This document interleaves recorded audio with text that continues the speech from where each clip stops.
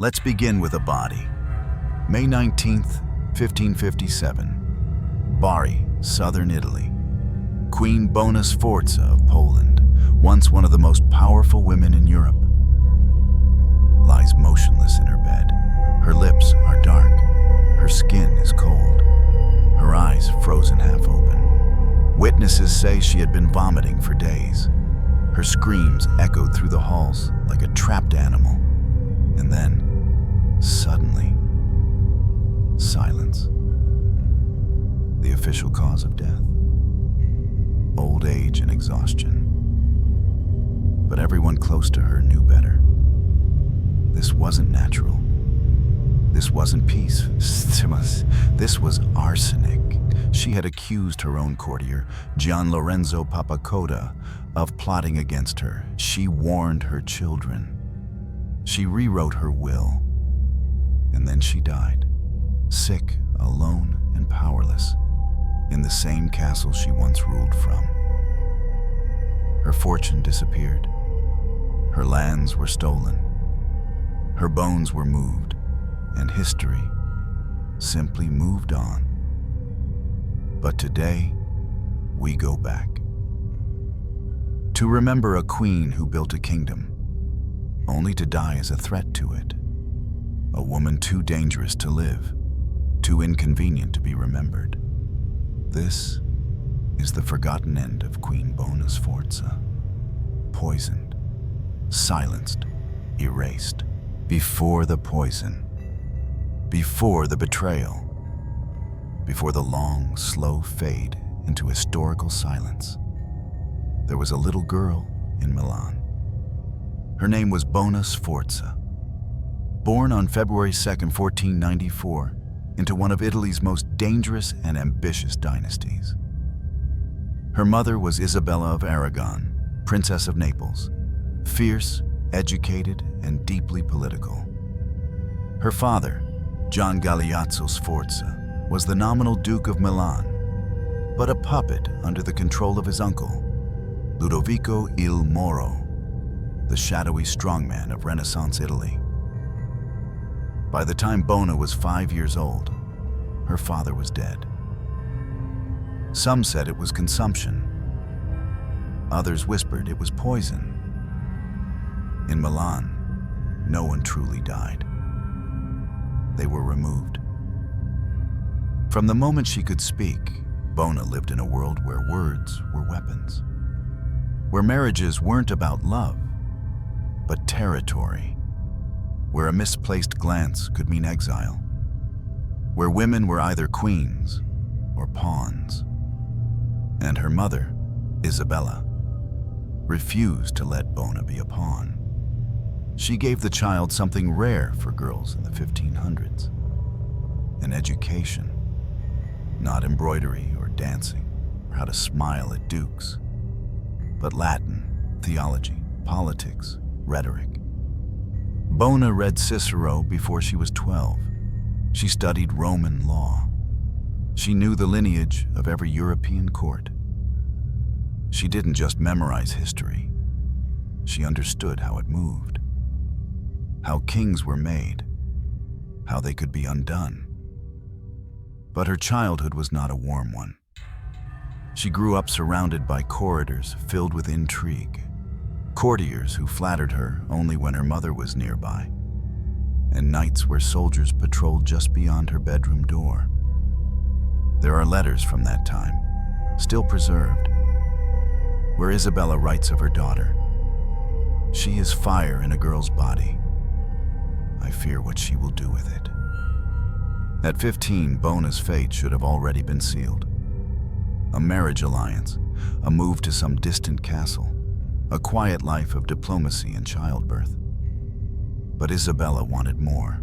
She wrote letters to the courts of Spain, France, and even England, proposing Bona as a bride, not to minor nobles, but to kings. Not as a gift, as an asset.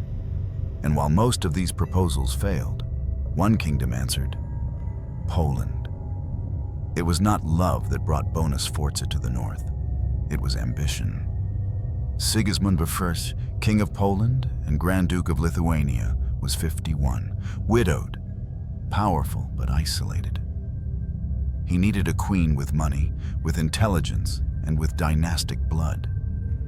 And Bona fit every requirement. At just 24 years old, she left the warmth of Italy for the cold stone halls of Krakow. She brought with her cooks, musicians, scholars, Italian books, silks, oranges, even citrus trees. Symbols of a sun-drenched world the Polish court had never seen. They called her the Italian Storm. Because she didn't wait to be welcomed, she took her place. But inside, Bona was still that girl from Milan. Suspicious, burning, waiting. And the court noticed. There were whispers. She speaks too boldly. She wants too much. She acts like she's the king. But it was not a hunger for attention that drove her. It was fear. Fear that history would repeat itself. That, like her father, she would be erased. That her son would be taken from her. That her voice would be silenced in the pages of someone else's narrative. So she built, not just gardens and palaces, but alliances. She created her own network of loyal nobles. She reformed the royal finances, introduced new taxes, controlled the flow of gold, and brought in Italian bankers to audit the crown's accounts. She took control of the royal estates, ensuring income that couldn't be stolen behind her back. And she had children. Most importantly, Sigismund Augustus, her only surviving son. For a moment, it worked. She was loved, admired, respected. The Polish people were fascinated by her energy. Foreign ambassadors praised her intelligence.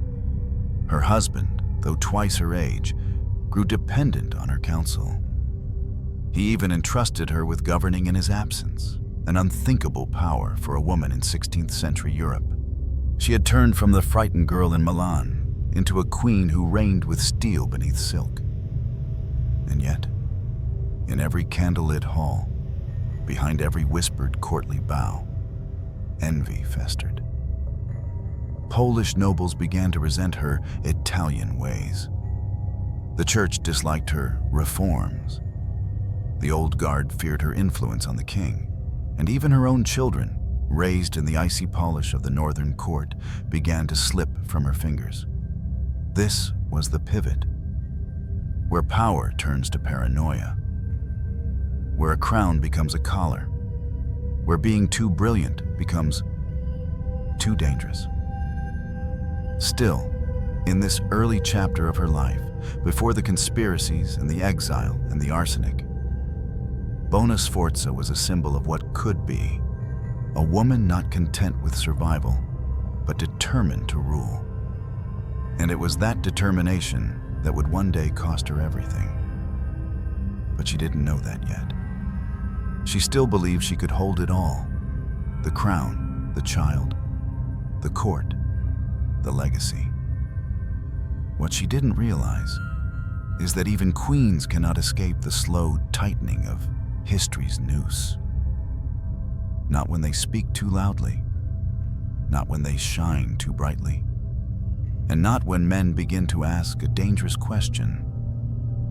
What if she no longer serves the kingdom, but herself? The crown was heavier than it looked. It sparkled with promise, yes, but it pressed like a stone on the neck of Queen Bona Sforza. When she first stepped into the Wawel castle in Krakow as the new Queen of Poland and Grand Duchess of Lithuania, the court smiled politely. But the smiles were tight, too practiced, too cold. They expected a foreign ornament, someone beautiful and docile, dressed in imported silks, attending court balls, bearing airs and keeping her mouth shut. What they got was a stateswoman. She arrived with a plan, not to decorate the court, but to redesign it, not to serve Polish traditions blindly, but to shape them to her will. She came not just as Sigismund's wife, but as his co-ruler.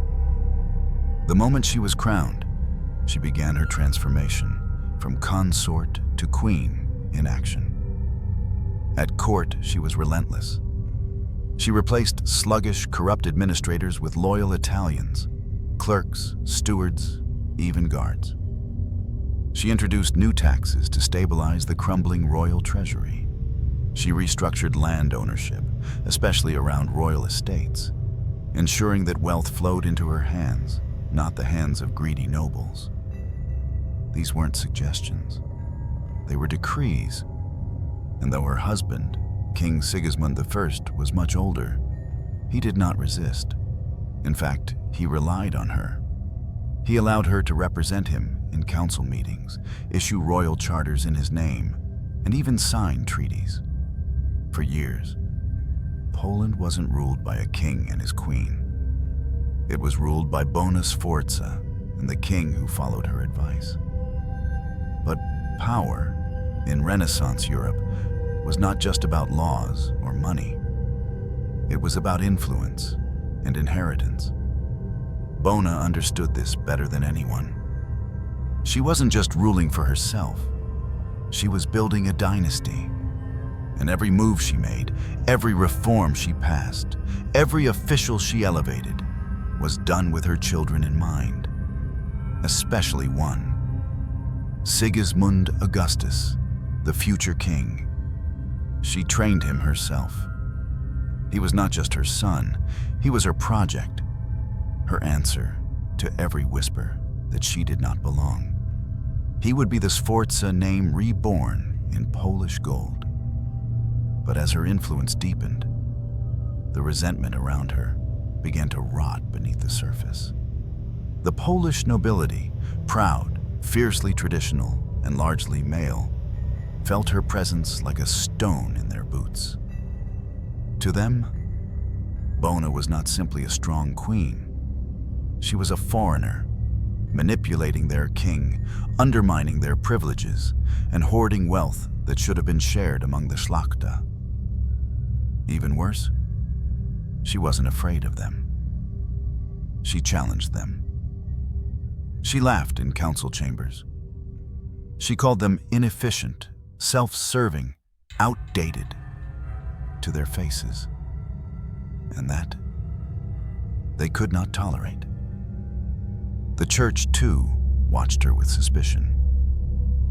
Her Italian Renaissance mind did not bow to religious rigidity. She read banned texts. She spoke of humanist philosophers. She questioned land grants to bishops, and she wielded religion not as a faith, but as a tool of statecraft.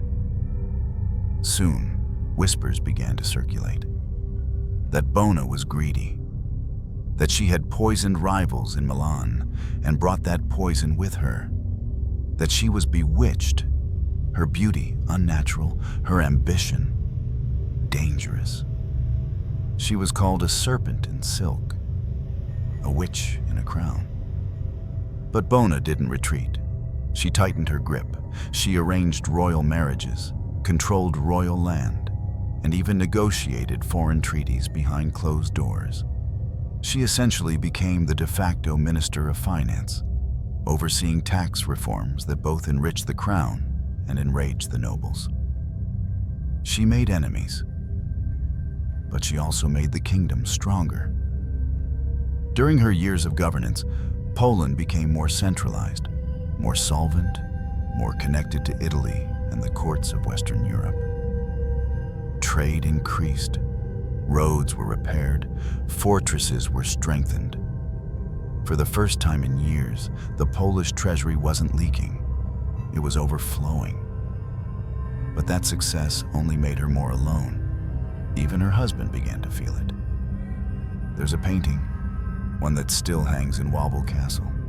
It shows Bona and Sigismund sitting side by side, robes heavy, faces stern. But look closer. and you'll see that their bodies don't quite lean toward one another. They sit like co-rulers, yes, but not like lovers, not even like friends. By the late 1530s, the king's health was declining, and Bona knew that when he died, so would her direct access to power. The nobles were waiting. The clergy were sharpening their knives. Her only hope was Sigismund Augustus. So she pushed harder. She demanded the nobles recognize her son as king while his father was still alive, a practice called vivente rage. It was unprecedented and dangerous. But Bona wanted guarantees. She didn't want to gamble her legacy on the goodwill of a court that hated her. And against all odds, she succeeded. In 1529, while King Sigismund was still alive, young Sigismund Augustus was crowned co-king of Poland. It was her greatest political victory. But it came at a cost.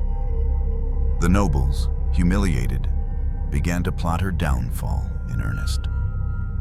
And worse still, her son began to drift away. He resented her control. He fell in love with a woman Bona didn't approve of. Barbara Radziwiłł, a Lithuanian noblewoman whom the queen considered beneath royal status. Bona tried everything: threats, bribes, pressure. But Augustus defied her. He married Barbara in secret, and in that moment, Bona realized the terrible truth. She had built an empire, but lost her heir. She had outmaneuvered kings and councils, but not the quiet betrayal of a son's heart. The court rejoiced, not because of the marriage, but because Bona Sforza had finally lost. She was no longer untouchable, no longer the center of power, no longer the queen in command. She did not go quietly. Even as her influence waned, she fought to preserve what she had built. She attempted to discredit Barbara, to reclaim financial control, to pull her son back under her wing. But each move backfired. She had spent decades teaching Poland how to fear her. Now, they knew how to fight her. And when King Sigismund I finally died in 1548, Bona found herself in a place she had never been before. Powerless. Power fades quietly. Not with screams, not with flames, but with the sound of a door closing and not reopening. When King Sigismund died in 1548, Bona Sforza was no longer the center of the kingdom. She was its shadow. For almost 3 decades, she had ruled Poland with discipline and fire. Now, the court turned cold. Polish nobles, long resentful of her reforms, moved swiftly to dismantle everything she had built. And at the heart of this betrayal was her son. Sigismund Augustus had once been her triumph, her blood, her heir, her carefully sculpted legacy. But the boy she had raised into a king now ruled a court where his mother was unwelcome. He no longer needed her advice. He no longer feared her judgment. And worst of all, he no longer trusted her. The rift had begun years earlier, with Barbara Radziwiłł, the woman Bona had tried so desperately to erase. When Augustus secretly married her, Bona fought back with everything she had: political influence, rumors, letters to the Pope, appeals to foreign allies. But nothing worked. Augustus loved Barbara, and the harder Bona pushed, the deeper he dug in. So when his father died, the son did not turn to his mother for guidance. He shut her out. He stripped her of authority. He took back control of the royal treasury. He removed her allies from court. And worst of all, he moved Barbara into the palace and made her queen. For Bona, it was not just a humiliation. It was a betrayal that shattered the very core of her being. She had spent her life building something, line by line, law by law, child by child. And now, that child had become her executioner. The court grew colder. Whispers turned into smirks. Bona was no longer feared, but tolerated. Like a relic that had outlived its use, even her titles became hollow. They still called her Queen Mother, but no one came to kneel before her. No one asked her opinion. No one sent invitations to her apartments. And slowly, she began to fade from the center of everything she once ruled. At night, she walked the corridors of Wobble Castle alone. The same stone halls where she once commanded the future, now echoed only with her steps. There is a surviving letter, dated winter of 1550. In it, she writes, "I am no longer heard. The walls have more ears than mouths. The crown weighs nothing now. It is only metal, without meaning." But Bona Sforza was never a woman to surrender gently. If they would not let her govern Poland, then she would return to Italy, reclaim her personal lands in Bari, and rule there. She packed her belongings. She gathered what remained of her personal wealth. And she left Poland with bitterness in her chest, and ambition still burning beneath the ashes. But Poland would not let her go cleanly. In secret, Sigismund Augustus restricted her finances. He limited what ships she could use. He imposed impossible taxes on her properties. And the nobility seized control of lands she had once governed by royal decree. To them, she was still dangerous, even in exile, because she knew too much. She remembered every transaction, every betrayal, every secret. And she still owned lands in southern Italy, fertile, strategic, wealthy. Lands the Spanish crown had begun eyeing with great interest. So when Bona arrived in Bari in 1556, almost 60 years old, weary but not defeated, she found a different world. Gone were the courts of Milan and Naples she once knew.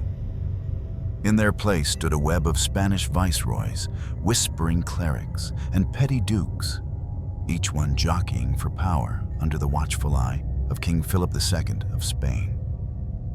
And among them was a man she had once trusted, Gian Lorenzo Papacoda. He had been her courtier, her administrator, a man who handled her correspondence, helped collect rents, advised her in legal disputes. But now, he was working for Spain, and Bona knew it. There, in the fortress palace of Bari, she lived in half-exile. Not imprisoned, not destitute, but watched. Every servant could be bribed. Every steward might report to Madrid. Every glass of wine could be poisoned. Her strength had always been rooted in her control of information. But now, she was surrounded by whispers she could no longer trace. She began drafting a new will, one that cut Spain out completely, leaving her Italian lands to her daughter Anna and to Sigismund Augustus. It was a dangerous move. She knew it. She wrote to her son warning him. She told her servants, if anything happened to her suddenly, it would not be nature's doing. And then, like a page torn too neatly, she fell ill. It began with stomach pain, then vomiting, then trembling, then silence. She screamed for days, they said, and then she didn't scream at all. No doctors were summoned. No autopsy was allowed.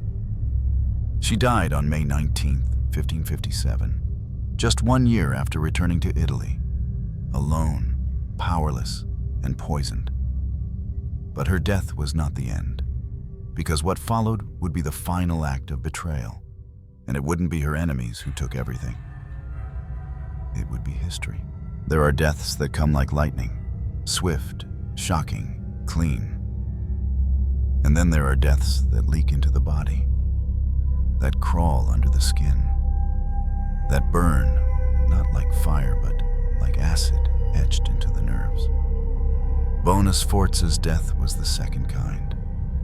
It began subtly, a tremor in her fingers, a loss of appetite, a strange ache in her stomach that never went away. She told her servants she felt like her organs were being unstitched from the inside, that her bones buzzed at night, that her sleep was no longer sleep, but something darker, something shallow and twitching. No one listened. No physician was summoned. And when she asked her steward, Gian Lorenzo Papacoda, to send for her Italian doctor from Naples, he said the roads were unsafe, that she should rest, that she was imagining things. But Bona wasn't imagining. She knew the signs. She had studied them once in her youth, read the ancient texts of Dioscorides and Avicenna, and more importantly, she had used them herself long ago in the politics of Milan. She recognized the symptoms. She was being poisoned, slowly, precisely, consistently. The most likely substance? Arsenic trioxide, white, tasteless, and deadly over time. Known as the inheritance powder in Renaissance Europe, arsenic didn't kill in a day. It required patience. It mimicked natural diseases, dysentery, old age, even grief. And it left no immediate trace in the blood, unless you knew what to look for. And Bona did. The vomiting started after 2 weeks. Not just food, but black bile, thick, clotted. She could taste metal on her tongue, even when drinking clean water. Her gums began to bleed. Her hair came out in clumps. She tried to stay upright, tried to dictate letters, to rewrite her will. But her hands wouldn't obey. She couldn't grip the pen. She had to use her voice. She dictated to a servant she hoped wasn't on Spain's payroll. Line by line, she disinherited the Spanish crown, leaving all her southern Italian lands, Bari, Rossano, Ostuni, to her daughter Anna and to her son, King Sigismund Augustus. And she warned him. In the letter, she wrote, "They are vultures dressed as courtiers. They wait until the hands no longer move. Then they descend." But that letter may never have reached him. The servants began acting strangely. Doors closed faster. Food tasted different. And Papacoda? He no longer visited her chamber. He stayed in the lower wing of the castle, emerging only to nod, to smile, to say, "She is resting." One night, when her nausea was too much to bear, Bona tried to rise from her bed, but her legs buckled. She collapsed onto the stone floor, bruising her side, and no one came for hours. She lay there, an empress in exile, on the ground, in her own filth, shaking from the inside out. The next morning, they carried her back to bed. But by then, the rot had begun. Arsenic, in its final stages, attacks the epithelium of the intestines. It causes cell death in the lining of the stomach and colon. Victims lose the ability to absorb nutrients. They vomit blood. They sweat in freezing rooms. They hallucinate. Bona's attendants reported that she began talking to her dead husband, that she called out to her son, asking why he had abandoned her, that she said the walls of her chamber were crawling with eyes. She was not mad. She was dying. But the worst came in the final days. Her belly swelled with gas. Her skin turned pale green. And the stench, sweet and sour, like meat left in the sun, filled the corridors of the fortress. They opened the windows. They lit incense. But nothing could mask it. This was not a passing illness. This was the rotting of a queen in real time. There were no public prayers, no royal physicians to perform last rites, only whispers in the hallways. And Papa Coda? He stayed silent. When one of Bona's attendants finally insisted a priest be called, it was too late. She was barely breathing. Her eyes half closed, her lips split from dryness, but her last words, recorded in fragments, still haunt the pages of history. She said, "Tell them it was the cup, the silver cup." On May 19th, 1557, Bona Sforza died. Officially, natural causes at age 63. Unofficially, everyone knew she had been murdered by someone she once trusted, in a land she had once ruled, for a will she never got to sign in full.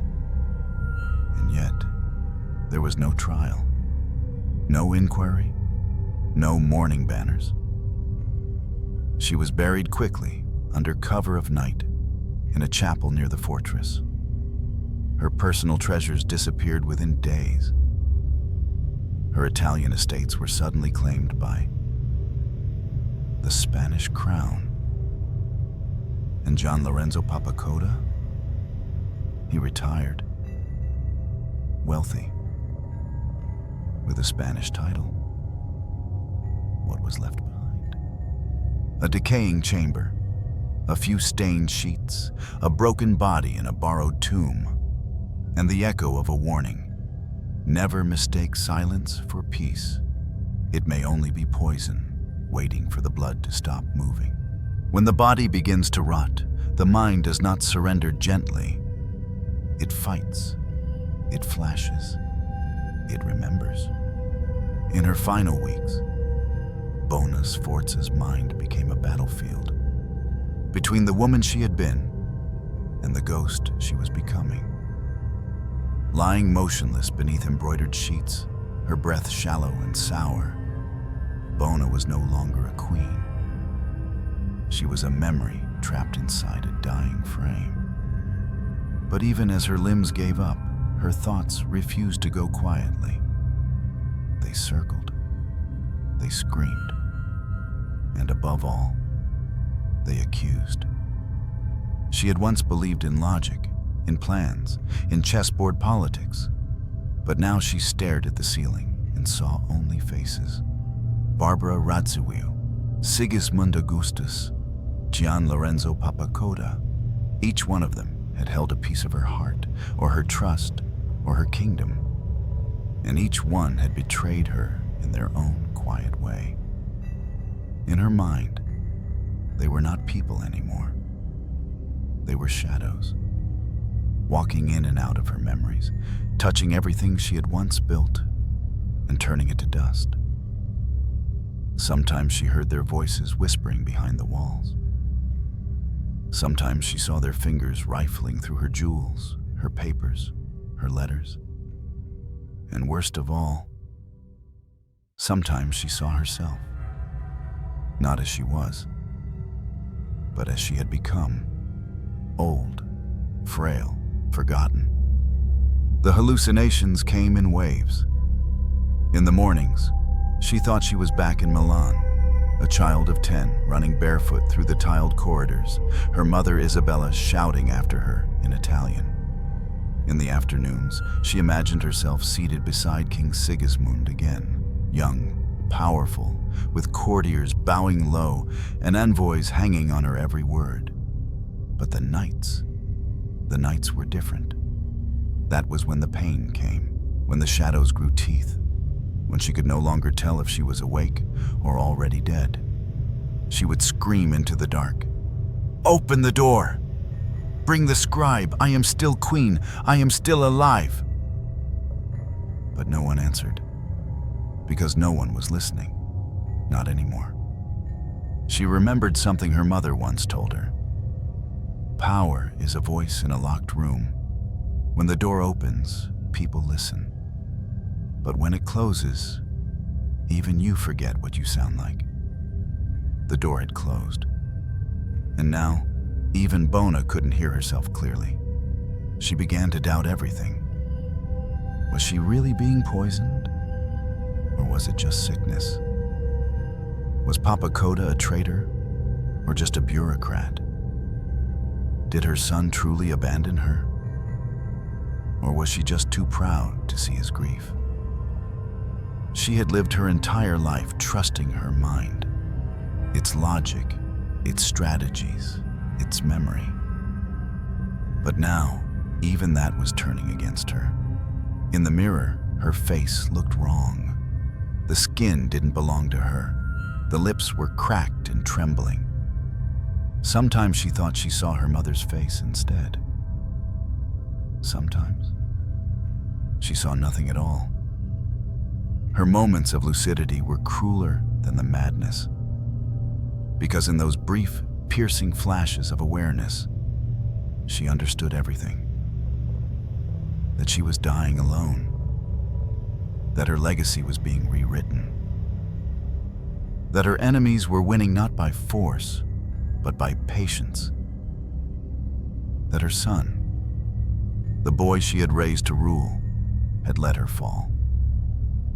She wept once, just once, a quiet, dry sob that cracked in her throat like a broken seal. The servant who heard it didn't say a word. He just turned away, because even in grief, no one dared approach the haunted queen. There was a small wooden crucifix beside her bed, carved in Florence, a gift from her daughter years ago. In those last days, she stared at it for hours, not in prayer, but in challenge. If God was listening, he had done little to protect her. If the saints cared, they had not sent warnings. If heaven existed, why did it feel so much like a silent room filled with poison? She whispered one question over and over. What did I do this all for? Not out of regret, but out of bewilderment. She had fought wars. She had shaped a kingdom. She had outwitted men 3 times her power. But in the end, she had no one to sit beside her, no hand to hold, no crown, no name even spoken aloud without suspicion. It wasn't just death, it was erasure. At the peak of her fever, 2 nights before she died, she asked a maid, "If I disappear, will anyone remember what I looked like?" The girl didn't respond, because there was no answer. That was the horror that gnawed at her more than the burning stomach or the swelling limbs. It wasn't pain. It was vanishing. A queen who could not be mourned. A voice that would not echo. A death that would be filed as natural, with no autopsy, no truth, no justice. She tried to rise one final time. Tried to reach the desk where her latest draft of the will sat unfinished. But her legs collapsed beneath her. Her arms shook, and in that moment, as she crumpled against the side of the bed, one thought came clear as glass. I will not die clean. I will die inconvenient. And that, in the politics of the 16th century, was the most unforgivable sin. There are deaths that shake empires, and there are deaths designed not to make a sound. Queen Bona Sforza's death was the second kind. It wasn't supposed to matter. It wasn't supposed to last. She wasn't stabbed in public. She wasn't smothered in her bed. She didn't even die screaming. She died the way her enemies wanted her to, neatly, quietly, off stage. It was May 19th, 1557. The sky over Bari was unusually clear. A thin breeze moved through the open windows of the fortress, and in the upper chambers, a woman who had once ruled one of Europe's largest kingdoms took her final breath. She was not surrounded by family. No son, no daughter, no priest at her side. Only one maid, too afraid to speak, and two guards at the door who had been ordered not to open it. For hours, her body trembled like paper caught in wind. Her lips turned blue, her breathing shallowed. And then, just after midnight, it stopped. No thunder, no omen, just silence. When the maid alerted the steward, John Lorenzo Papacoda, he showed no visible reaction. He simply nodded and began locking the room. The windows were shuttered, the tapestries removed, the mattress burned. She had written a will, but not the final version. The last copy had not yet been signed, and conveniently, it could no longer be confirmed. A few servants were dismissed, others were paid to forget, and by morning, Bona Sforza's death was administrative. The official announcement declared, Her Majesty passed peacefully in her sleep due to natural causes of age and fatigue. There was no mention of vomiting, no mention of hallucinations, no mention of arsenic. There was no autopsy, no royal envoy to inspect the body, no embalming. She was buried within 24 hours, quietly, discreetly, in the cathedral crypt of San Nicola. Beneath the city she had tried to make her sanctuary. No state funeral, no trumpets, no mourning banners sent to Krakow. Because her death was political housekeeping. The news reached Poland weeks later. By then, her enemies had already moved.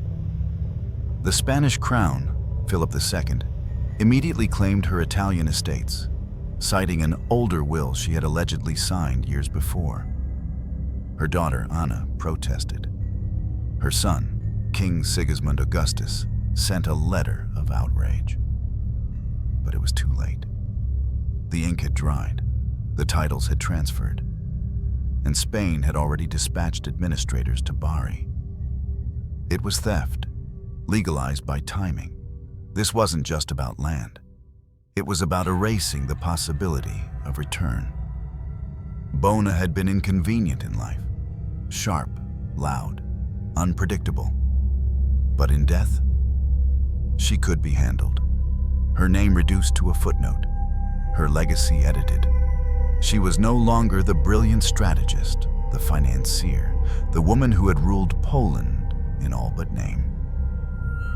She was now a former queen who died peacefully and left behind some disputed property. The transformation was stunning and deliberate. There were no portraits commissioned, no coins minted in mourning. Her former allies went silent. Her enemies rewrote her narrative. She had been ambitious, they said, controlling, cold. They spoke of her not with hatred, but with that most effective weapon in historical assassination, dismissal. The kind of tone you use when brushing dust from a mantelpiece. And yet, not everything could be contained. There were letters, preserved by accident, mentions in diaries, fragments of the truth that slipped through. One servant, years later, confessed to seeing Papacoda slip a powder into Bona's wine. Another claimed the will had been burned before it could be sealed.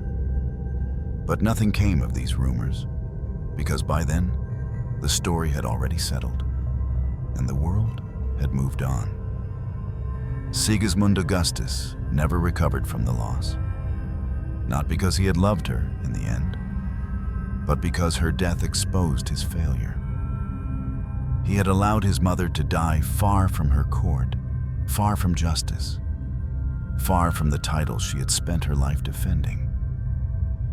And deep down, he knew if she could be erased, so could he. Bona's inconvenient death became a warning that in courts of power, the most dangerous thing isn't being wrong. It's being uncomfortable. And no one is more uncomfortable than a woman who remembers too much. She died in a fortress, but not in protection. She died with a crown, but not with reverence. She died with knowledge, but not with voice. Her body was buried, but her presence was not. Even centuries later, there are visitors to the crypt of Saint Nicolas who report a chill near her grave, a faint pressure in the chest, a feeling impossible to explain of being watched, as if history itself is apologizing for letting her fall so quietly. When a queen dies, the world is supposed to pause. Bells ring, black banners fly, chronicles are updated. Historians sharpen their quills. But when Bona Sforza died, there was no pause. There was only movement, fast, silent, calculated. Because her death wasn't just an ending, it was an opportunity.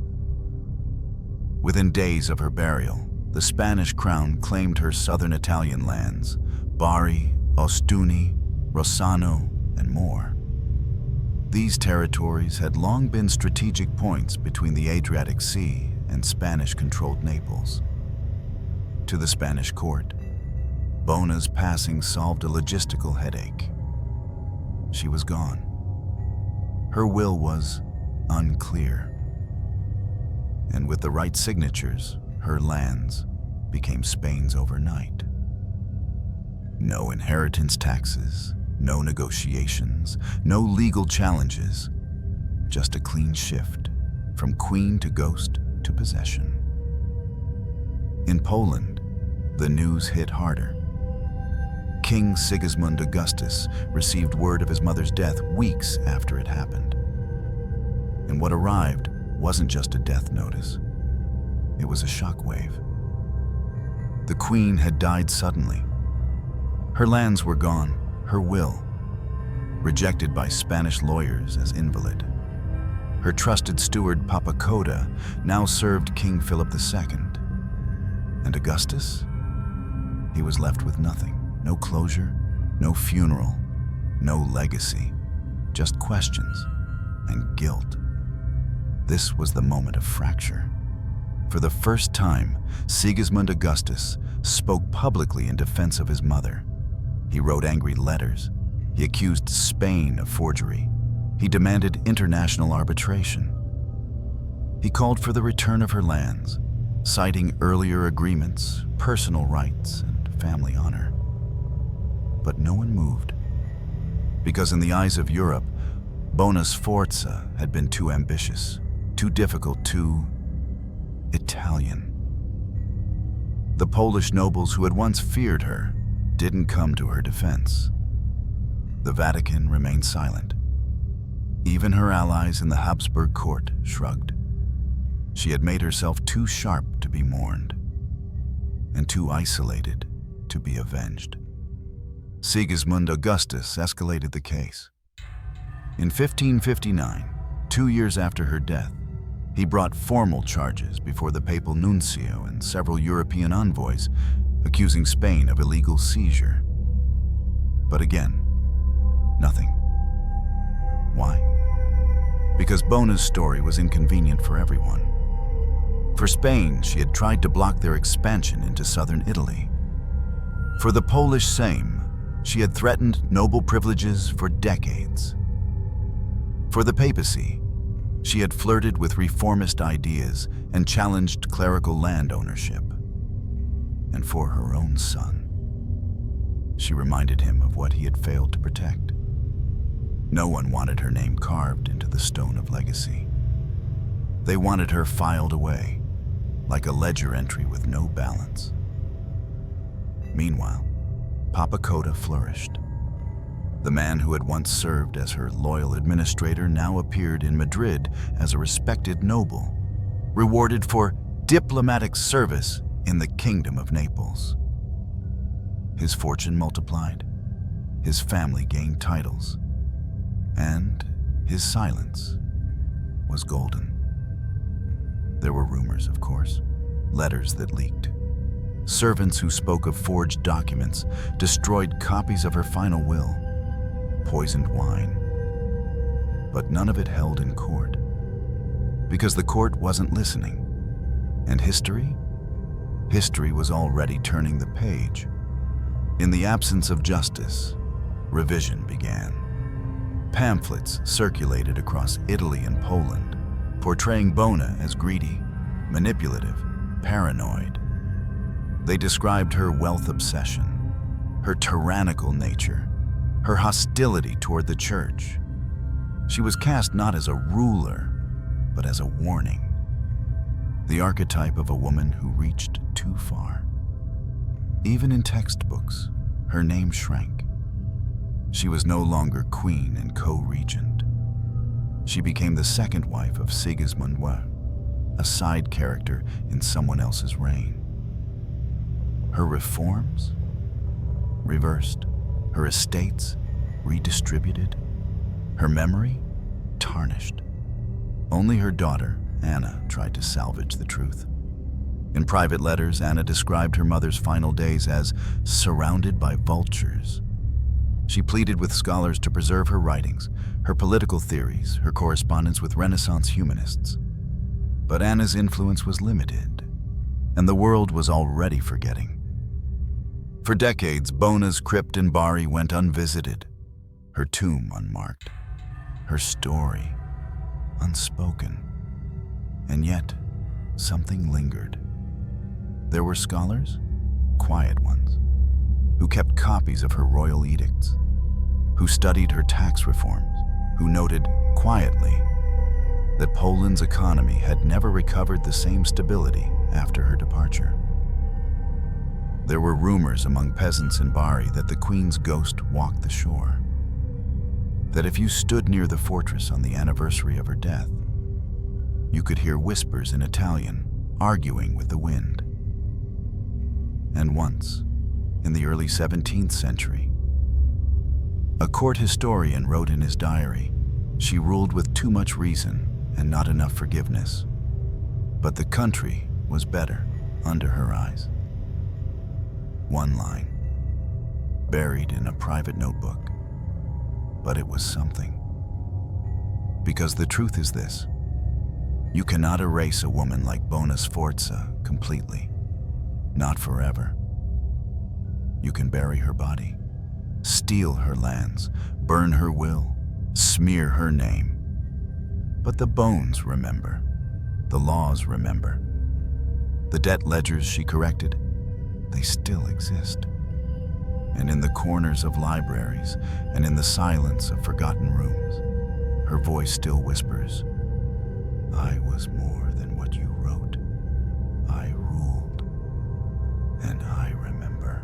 History rarely speaks in a single voice. It murmurs, it contradicts itself, it distorts. And when it comes to Queen Bona Sforza, history has been especially fragmented. To some, she was a tyrant, overbearing, manipulative, foreign. To others, she was a reformer, brilliant, methodical, visionary. But the truth, as always, lives somewhere in the fracture, in the space between the facts and the fear. For centuries, European historians debated her legacy. The early Polish chroniclers of the 16th and 17th centuries, largely male, noble, and Catholic, painted her in stark tones. A foreign queen who enriched herself at the kingdom's expense. A woman who brought Italian greed and southern corruption to the clean snow of Krakow. A figure who poisoned the court with taxes, Italian advisors, and suspicion. They didn't mention her reforms. They didn't count the debts she erased. They didn't admit that under her hand, Poland became financially solvent for the first time in decades. Because to them, she wasn't a leader, she was a disruption. It was the 19th century historians, writing in the wake of nationalism and the slow reawakening of interest in Renaissance statecraft, who began to re-examine the bones. They found evidence of her legal reforms. They studied her land surveys, her taxation codes, her correspondence with European thinkers. They marveled at her ability to balance court factions, restructure trade, and navigate the labyrinth of male-dominated politics with relentless precision. In private letters, she spoke of governing by weight, not favor, a revolutionary thought for a woman of her time. And yet, she was still absent from most textbooks. Why? Because her power came from her mind, not her myth. And history, for much of its life, has preferred queens who either marry well or die tragically. Bona didn't fit. She thought too much. She refused to be ornamental. She outlived her usefulness. So she was folded into footnotes, labeled difficult, brushed aside. And behind this dismissal lies a deeper, more uncomfortable truth. History has always feared powerful women. It tolerates them when they are victims. It crowns them when they are beautiful. But when they are competent, when they are political, when they rewrite the rules instead of playing by them, they become threats. Threats that need to be erased or rebranded as villains. Bona Sforza was never soft. She never pretended to be. She fought with nobles. She restructured a kingdom's economy. She chose intellect over charm. She trained her son to rule and paid for it when he turned against her. She was a mother. She was a strategist. She was, in many ways, a modern ruler trapped in a medieval world. And for that, she was punished. Not by sword, not by fire, but by silence. There's an old metaphor. History is a mirror, but one that has been handled too many times, its glass cracked, its edges smudged. When we look at Bona Sforza through that mirror, what do we see? A power-hungry foreigner, a poisoner, or a woman whose brilliance made her unbearable to the men around her? Even today, modern scholars remain divided. Italian historians tend to reclaim her as a Renaissance figure, forward-thinking, fiercely educated, and politically ahead of her time. Polish accounts are more complex, some honoring her administrative achievements, others still wary of her meddling in native customs. Feminist historians view her as a case study in gendered erasure, a woman condemned not for what she did, but for the fact that she dared to do it all. Perhaps the most damning indictment doesn't come from her enemies. It comes from the archives, the missing pages, the unsigned will, the vanished correspondence. Each gap is a scar, a place where her life was edited out, intentionally, systematically. Because people like Bona don't simply fall from power, they are pushed. And once they land, the record keepers sweep around them, not over them. In recent years, her legacy has begun to stir. Biographies, academic papers, public lectures in Bari and Krakow. Even documentaries that dare to ask, what really happened to Queen Bona Sforza? But these are whispers, echoes. There is still no monument, no national day of remembrance, no royal apology.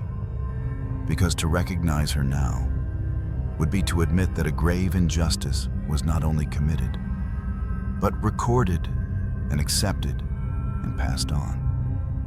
Bona Sforza is not the only one. History is filled with queens whose crowns were used as nooses, with women whose competence was rewritten as cruelty, whose ambition was labeled madness, whose deaths were explained away, tidy, convenient, and bloodless.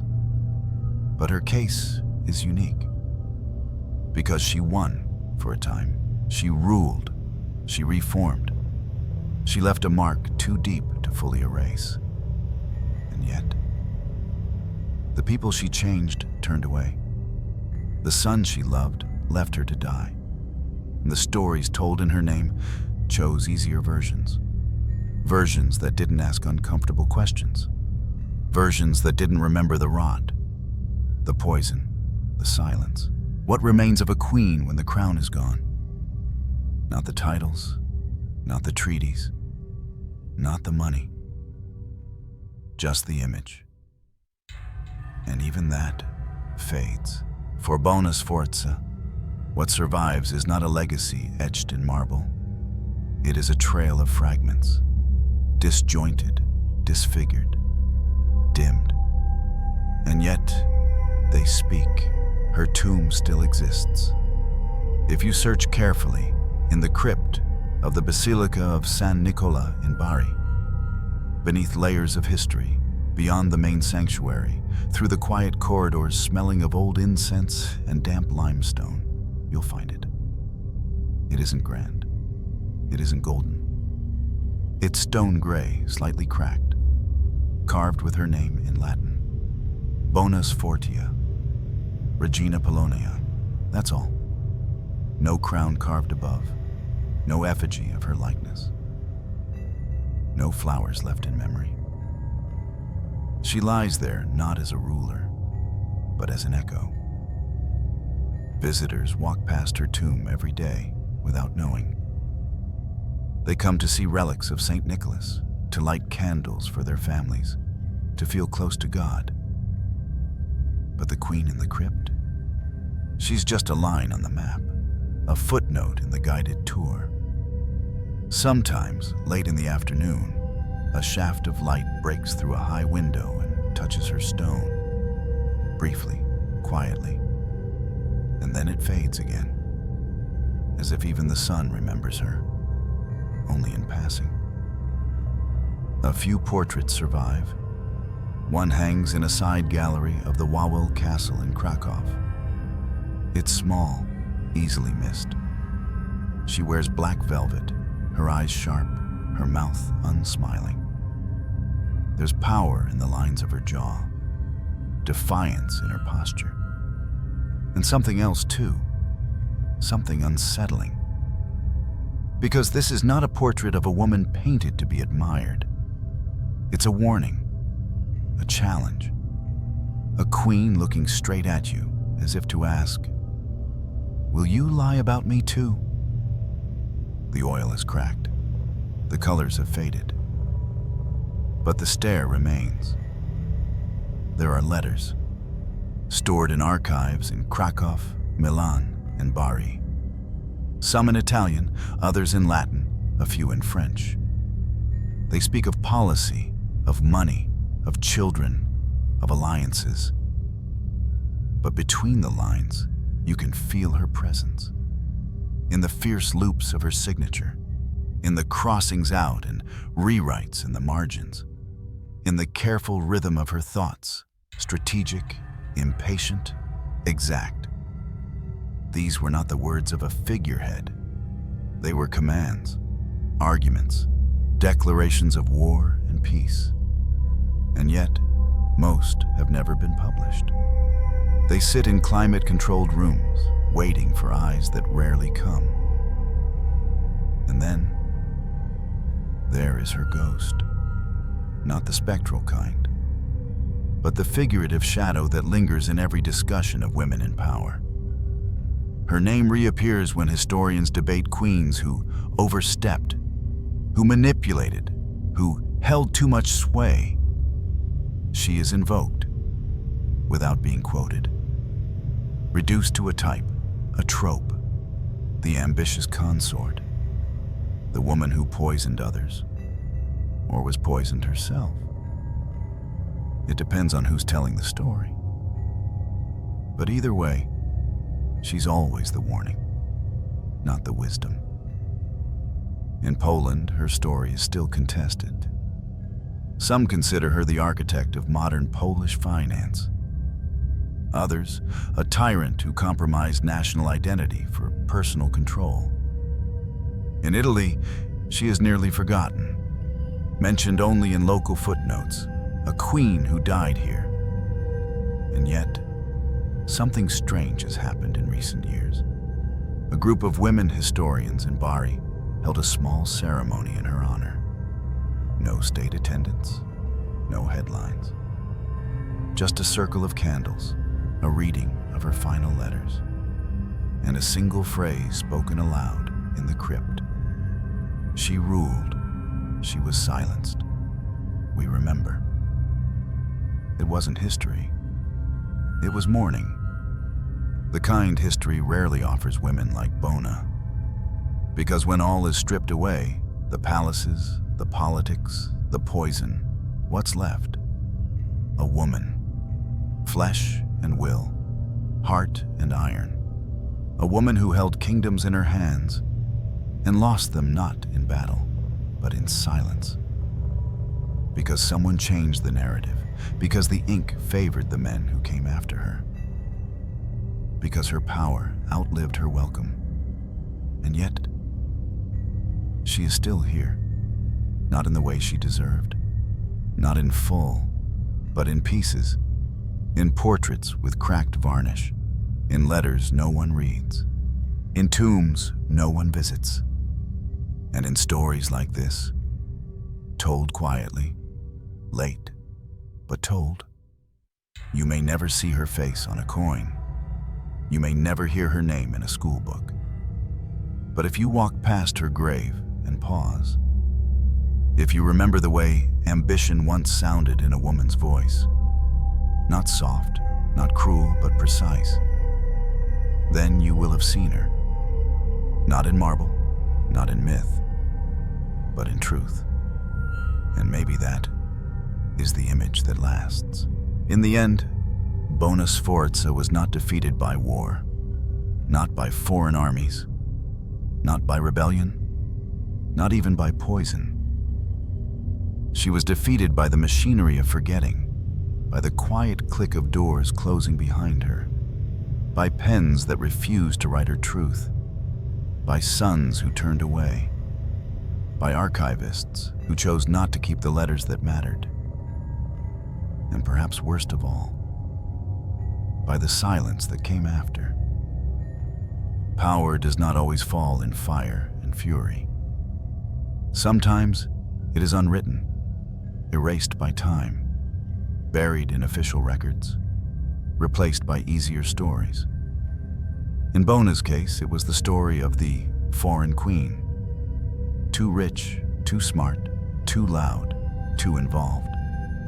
The kind of woman history finds inconvenient. The kind of woman courts learn to outlive. Not because she failed, but because she refused to fade. For most of her life, she played the game better than the men around her. She understood taxes. She controlled succession. She outmaneuvered nobles. She governed not from behind a veil, but from the throne itself. And yet, when her body began to weaken, when the poison seeped in, none of that brilliance could protect her. Because power in the hands of a woman is always on loan. And when she tries to keep it too long, it is reclaimed. Quietly, efficiently, cruelly. I tell this story not to glorify her. Bona Sforza was not perfect. She could be ruthless. She was calculating. She ruled with precision, not tenderness. She made enemies. She overreached. But tell me, which male ruler of her time was not all of those things, and more? Yet they were carved in bronze, and she was buried in stone no one visits. What strikes me most is not how she died, but how easily the world moved on. The moment she stopped being useful, she became optional. Her death wasn't scandalous. It was convenient. Her silence wasn't tragic. It was efficient. We like to believe that merit leaves a mark, that brilliance defies death, that memory clings to greatness. But sometimes, all it takes to erase a legacy is one unsigned document, one loyal servant turned traitor, one crown placed in the wrong hands. And then, the record closes. I imagine her, in her final hours, staring at the crucifix beside her bed. Not praying, not weeping, but calculating. Even then, not asking for mercy, but wondering, did I play it wrong?